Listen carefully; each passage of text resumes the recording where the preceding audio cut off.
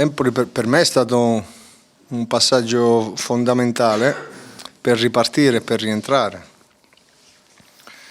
Il senso di gratitudine l'ho espresso più volte, lo ribadisco adesso perché mi hanno ridato una possibilità. Tra virgolette è una partita come le altre perché quella è già passata, no? Voglio dire, l'abbiamo già fatta giocata all'andata e adesso è una partita difficile come le altre perché io so qual è il valore dell'Empoli, so che tipo di squadra andremo ad affrontare, squadra che nel suo piccolo fa le cose per bene, tante cose per bene e noi dovremo fare la Samp,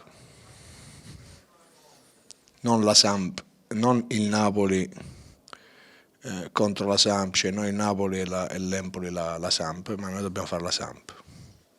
Non so se è passato il messaggio. Dico soltanto che la squadra ha fatto una prestazione di altissimo livello sotto tanti punti di vista, però per quello che la partita richiedeva la squadra ha fatto molto bene. Poi è andata come è andata, adesso tornare su quella gara riaprirebbe ferite che invece vanno rimarginate. Non ti tocco, corro dove voglio, se non ti tocco vuol dire forse la responsabilità a uno che non ne ha. Io vado lì ma non ti tocco, quindi come si chiama? Reina ha fatto il suo, è furbo, è giusto, i giocatori furbi mica deve essere stupido. La responsabilità non è di Reina, Reina fa il suo, porta a casa il suo. Maradona ha vinto i mondiali con un tocco di mano, è un genio, sono geni secondo me, sono bravi, io sono per i furbi in campo, i furbi, quelli che sanno giocare le partite, quelli che vengono dalla strada, quelli che portano un valore in più. Poi c'è qualcun altro che è deputato affinché il furbo venga sanzionato, è furbo in campo.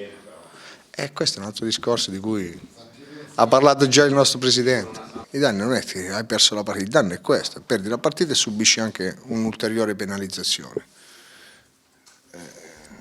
Ma si dimenticano tutti, c'è poco da stare lì. Senza Silvestri si gioca perché dobbiamo giocare e dobbiamo fare in modo di essere competitivi, di essere presenti, di giocare con lo spirito della rabbia giusta, di avere la giusta esperienza e capacità e vissuto in questa gara, senza star lì a fare discorsi estetici.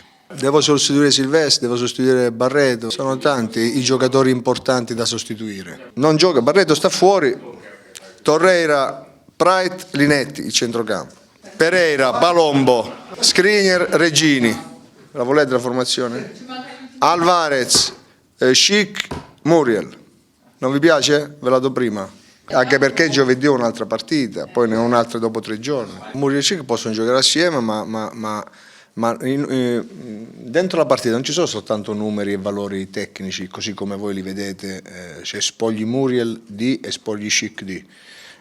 Poi c'è anche collaborazione, c'è anche un certo modo di stare in campo che deve rispettare il modo di stare in campo dei centrocampisti e dei difensori, quindi ci sono delle dinamiche, degli equilibri che vanno rispettati. Quagliarella è uno di quei giocatori che mi mette nella condizione di rispettarli e quindi per me è un giocatore importante, in tante partite imprescindibile.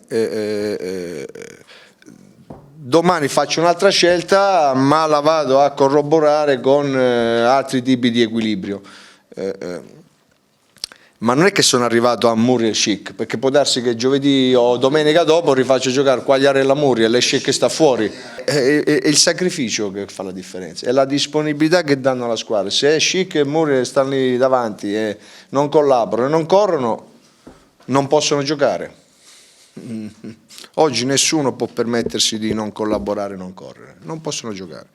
Quindi se li faccio giocare è perché ritengo che lo possano fare. Alvarez ha fatto una grande partita a Napoli, grandissima partita. Alvarez è un giocatore molto forte, così come è forte Bruno. Alvarez che me lo mettete sempre all'angolo non mi piace, perché Alvarez è forte. Alvarez è un giocatore che porta a casa il pane. Viviano ha avuto il parere positivo per ricominciare, deve ricominciare ad allenarsi, mettersi in porta, parare. però viene fuori da 3 mesi, deve mettersi lì, lavorare, fare sulle qualità, capacità di Viviano, non è che ci sono dubbi, non ho nessun dubbio, deve ritrovare la porta, la sicurezza, però ad oggi ancora non si allena, non si è mai allenato con la squadra in porta, sta facendo delle terapie, seguendo un programma differenziato per la riabilitazione dell'arto. Il mercato è di competenza del club. Io sono convinto e sono sicuro che il club farà le cose per cercare di migliorarci e non di peggiorarci.